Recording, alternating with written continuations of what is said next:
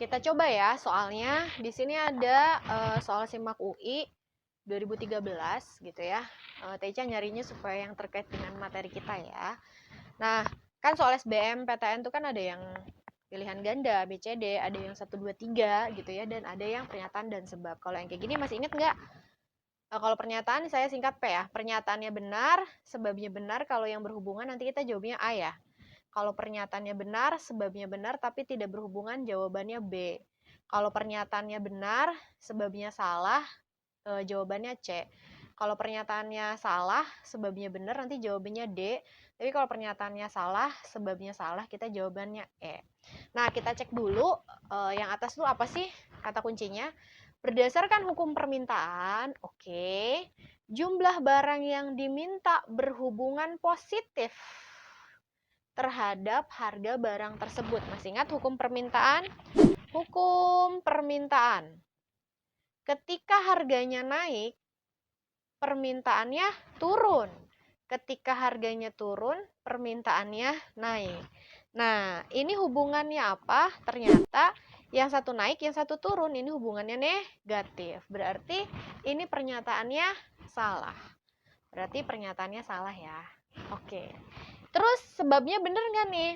Jika terjadi kenaikan pada harga suatu barang, oke, berarti kalau harganya naik gitu ya, jumlah permintaan tersebut berkurang. Betul sih, permintaannya pasti turun kan? Sampai sini masih benar.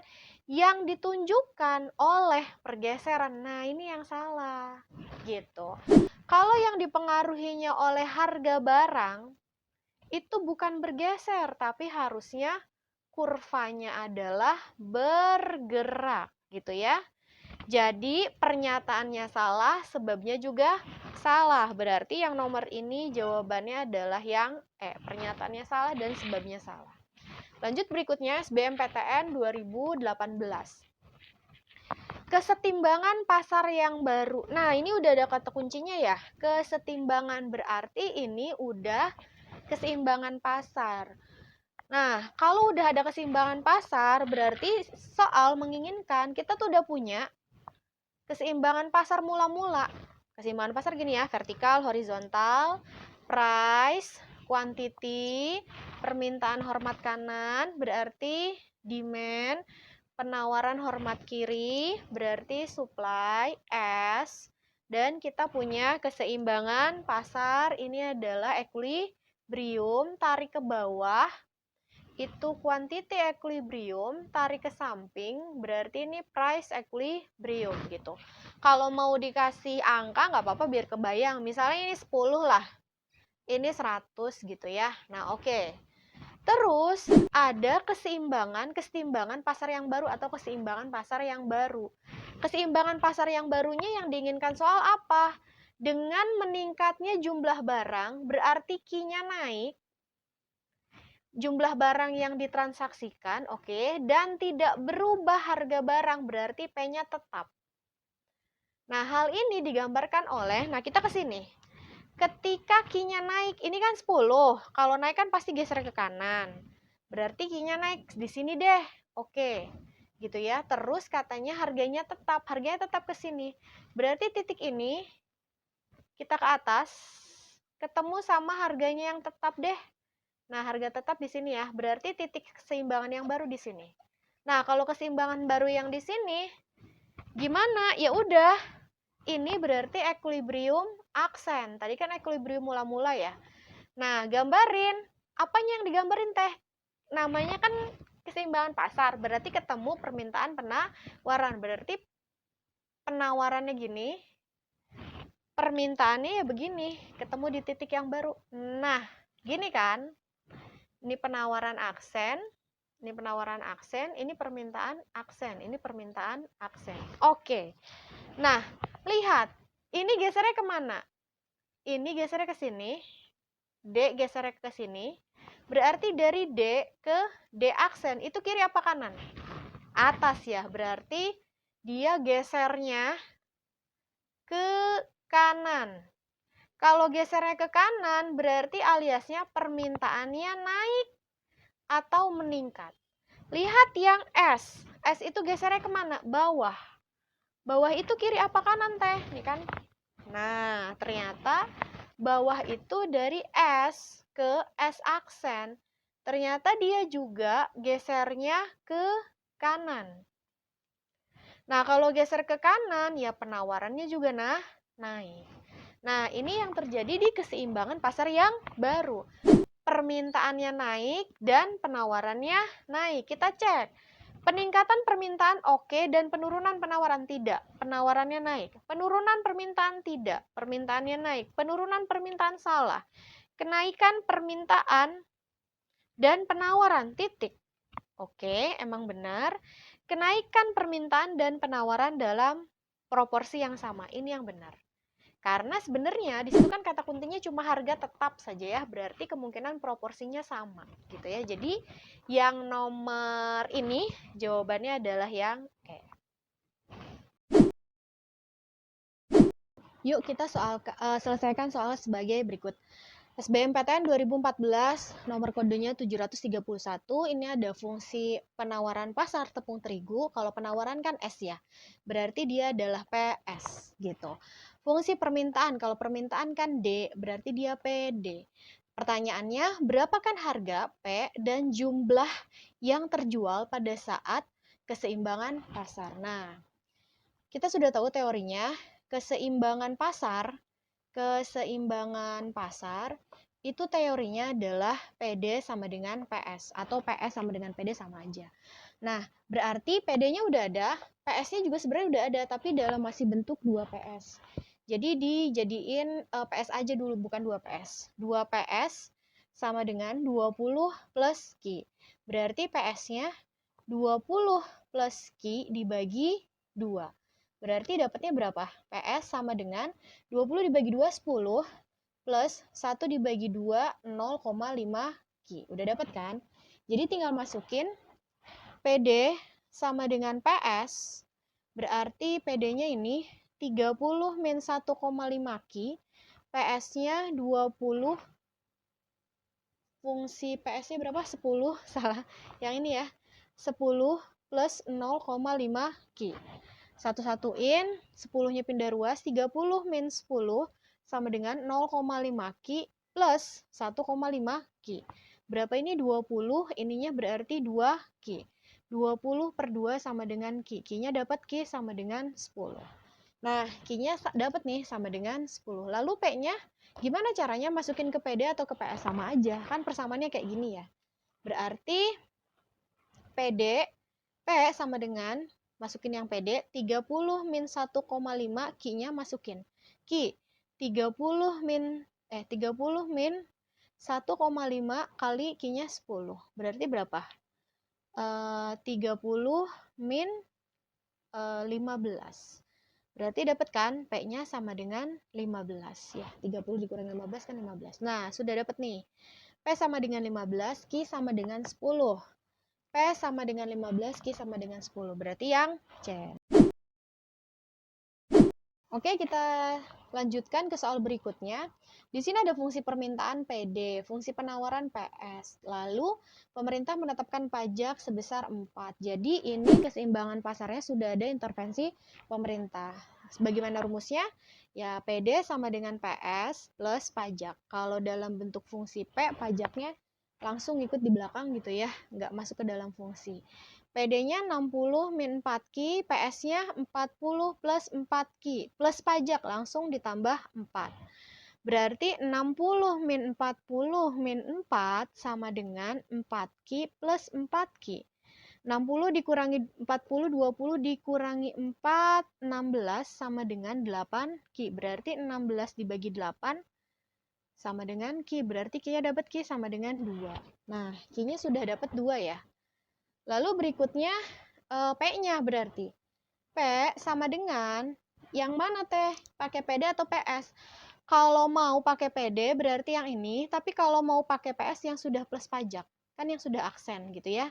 Jadi yang simple pakai yang PD aja. 60 min 4Q berarti 60 dikurangi 4 dikali 2. Berarti 60 dikurangi 8. Berarti P-nya dapat P sama dengan 52. Nah, ini udah ada. Q-nya 2, P-nya 52. Lalu keseimbangan pasarnya yang mana? Kalau di soal sebelumnya, kan sudah diketahui ya, pertanyaannya dulu, kata soal, harganya berapa dan jumlah barangnya berapa. Makanya P sama dengan Q sama dengan bagaimana dengan soal yang kayak gini, dia cuma ada koma-koma doang. Q dulu atau P dulu. Nah, cara ingetnya adalah, kalau TC sih sering gini ingetnya. Kalau di matematika kan kita suka ini Y, X gitu ya. Biasanya kan X, Y gitu ya. Nah, kalau untuk ekonomi ini P, ini Q. Berarti ya Q dulu, Q, P. Berarti Q dulu 2, P-nya 52. Ada nggak? 2,52. Nah, ada yang C gitu ya. Jangan yang 52,2. Ini untuk soal nomor ini. Nah, bagaimana dengan soal yang ini? SNMPTN 2010 dulu namanya SBMPTN itu SNMPTN ya. Nah, di sini ada pertanyaan fungsi permintaan, fungsi penawaran. Oke, berarti ini QD, ini QS, lalu berikutnya pemerintah menarik pajak, ini teksnya. Maka harga berarti P dulu ditanya ini ya, dan kuantitas Q. Nah, berarti dia pertanyaannya urutannya P dulu baru Q. Nah, yang pertama yang patut kita perhatikan adalah fungsi permintaan. Kalau dalam bentuk fungsi P, PD sama dengan PS, kalau ada pajak kan plus pajak. Tapi kalau dalam bentuk QD sama dengan QS itu minus pajak. Hanya saja pajaknya nanti dimasukkan ke dalam fungsi. Nah, kita masukin ya. Berapa ini? 2 min 0,5 P sama dengan QS-nya min 2 plus P, di depan P kan 1 ya. Berarti dimasukin ke P min berapa ini? Min 2. Minus pajak ya. Min 2. P min 2 dikurung. Nah, kayak gitu. Karena sebenarnya di depan P ini kan 1, dia kan cuma P aja gitu ya. 1. Nah, berarti masuk 2, 2 minus 0,5 P sama dengan min 2. Ini kan depan P 1. Karena kan sebenarnya ini 1 P kan. 1 kali P plus P, 1 kali min 2, min 2. Berarti berapa nih? 2 plus 2 plus 2 sama dengan P plus 0,5 P. Jadi berapa? 2 plus 2 plus 2 itu adalah 6 sama dengan berapa? 1,5 P. Berarti 6 dibagi 1,5 sama dengan P. Berarti P-nya dapatnya 4 ya. Nah, P-nya udah nih dapatnya 4. Q-nya mau masukin kemana ya? Masukin ke D atau enggak ke QS. Yang mudah kan QD aja ya, karena QS harus sudah ini, fungsinya yang ini. Berarti Q sama dengan 2 min 0,5 P. Masukin. 2 min 0,5 P-nya berapa? 4. Berarti Q sama dengan 2 min 2. Berarti Q-nya sama dengan 0. Nah, Q-nya sama dengan 0 nih. Karena pertanyaannya P dulu, baru Q gitu ya. Enggak kayak tadi kalau yang di soal sebelumnya kan, dia nggak ada P dulu apa Q dulu atau P. Nanyanya keseimbangan pasar ya. Tapi kalau ini ditentukan. Berarti ya sesuai dengan pertanyaan. P dulu, 4 dulu, 0. Berarti 4, 0. 4, 0 mana? Oh iya, ada jawabannya yang C. Nah, bagaimana kalau soalnya seperti ini? SIMAK UI 2013, kode soalnya 532. Ini ada fungsi permintaan berarti PD, ada fungsi penawaran berarti PS. Jika barang dikenakan pajak berarti teksnya ya, pajaknya adalah 10, maka pajak yang diterima pemerintah, nah ini pertanyaannya berbeda. Kalau tadi kan pertanyaannya harga dan kuantitas keseimbangan pasarnya berapa. Tapi ini pertanyaannya pajak yang diterima oleh pemerintah. Nah, langkah awal tentu saja kita harus cari keseimbangan pasar dulu yang setelah pajak. Berarti sama caranya, PD sama dengan PS. Kalau dalam bentuk P, ingat langsung plus pajak. Kalau QD sama dengan QS min pajak. Nah, gimana? Masukin aja, tinggal dimasukin. Berarti 100 min 2Q sama dengan min 60 plus 2Q, pajaknya 10 plus 10. Berarti berapa nih? 100 plus 60 min 10 sama dengan 2Q plus 2Q. Berarti 160 dikurangi 10. Berapa? 150 sama dengan 4Q. Berarti Q-nya 150 dibagi 4 sama dengan Q. Q-nya berapa? 150 dibagi 4. Berarti ada 3, 120, 30, berapa nih?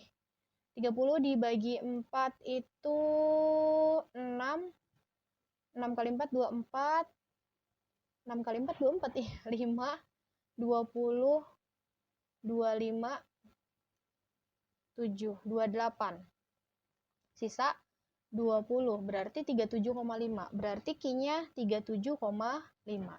Nah, itu untuk kuantiti keseimbangannya. Gitu.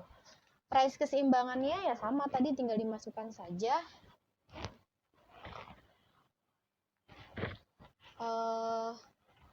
Price keseimbangannya dimasukin aja ya. Oh, udah dihapus. Ini kalau berarti ini kuantiti keseimbangannya ya. Key equilibrium.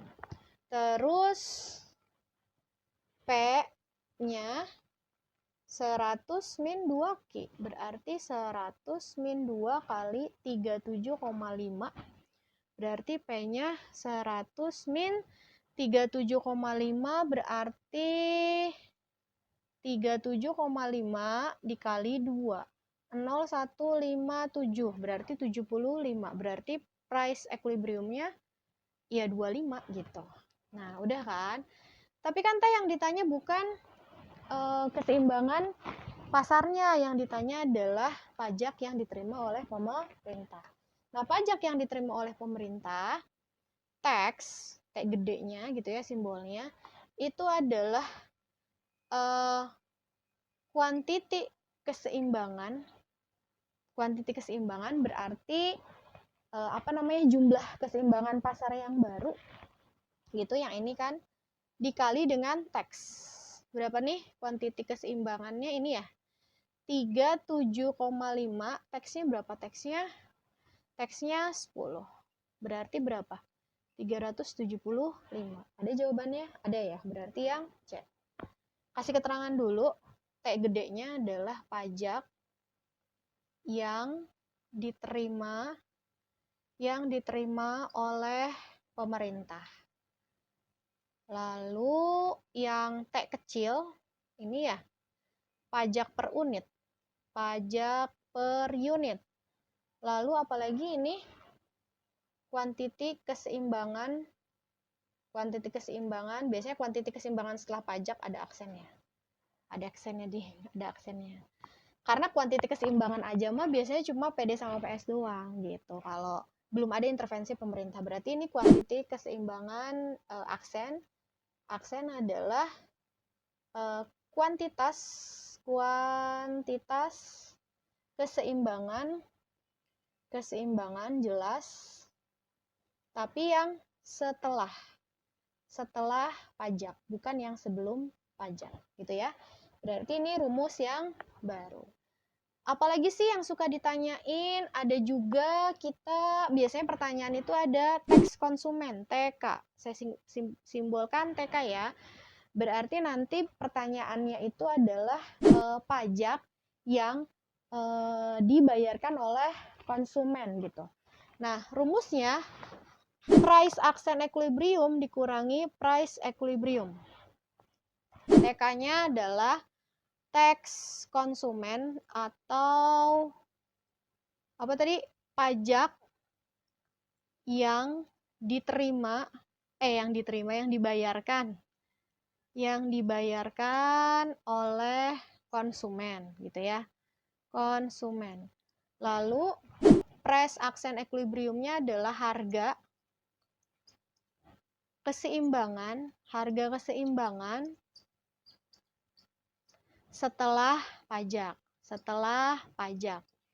Nah, terus ini berarti TK ya, tax konsumen. Terus apalagi? PE, harga keseimbangan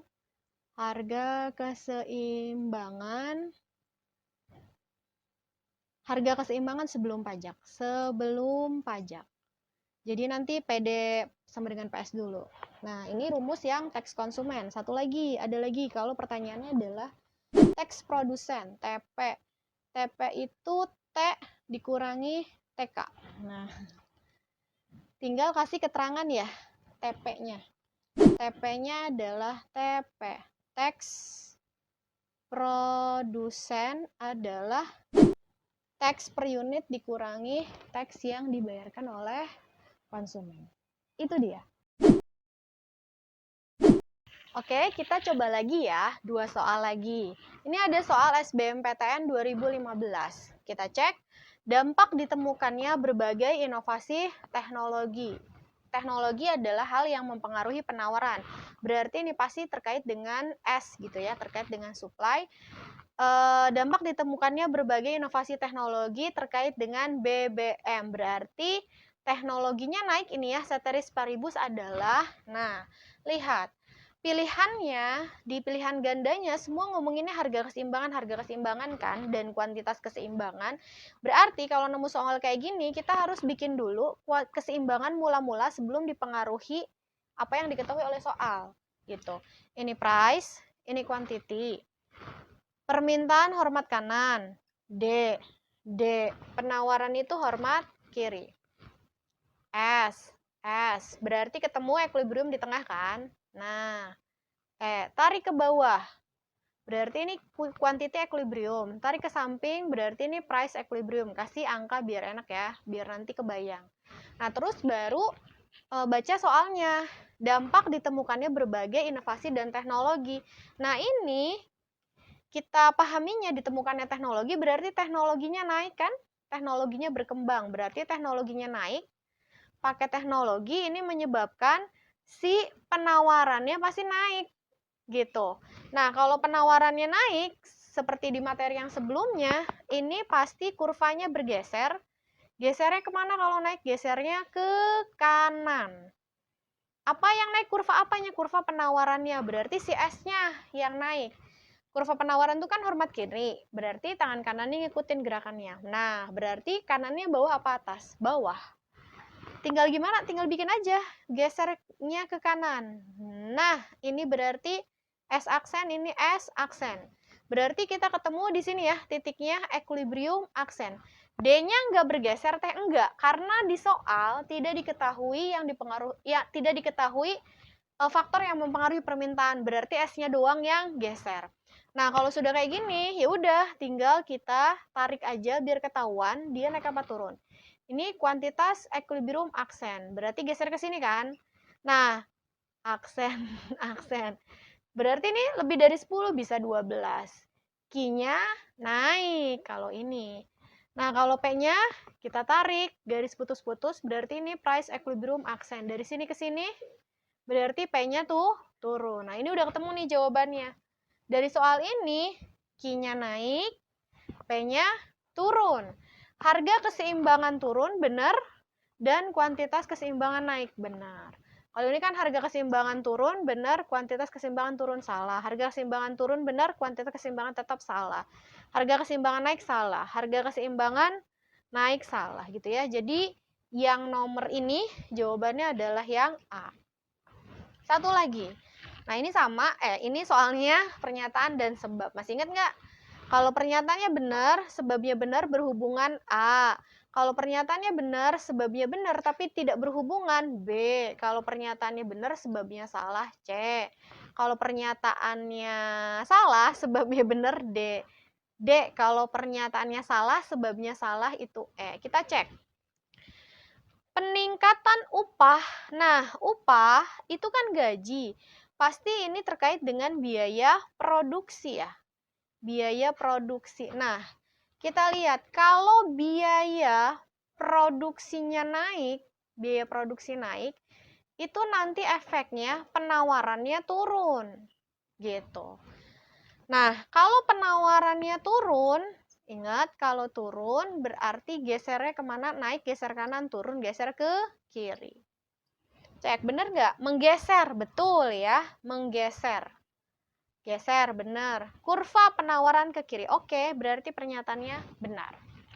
Cek lagi sebabnya.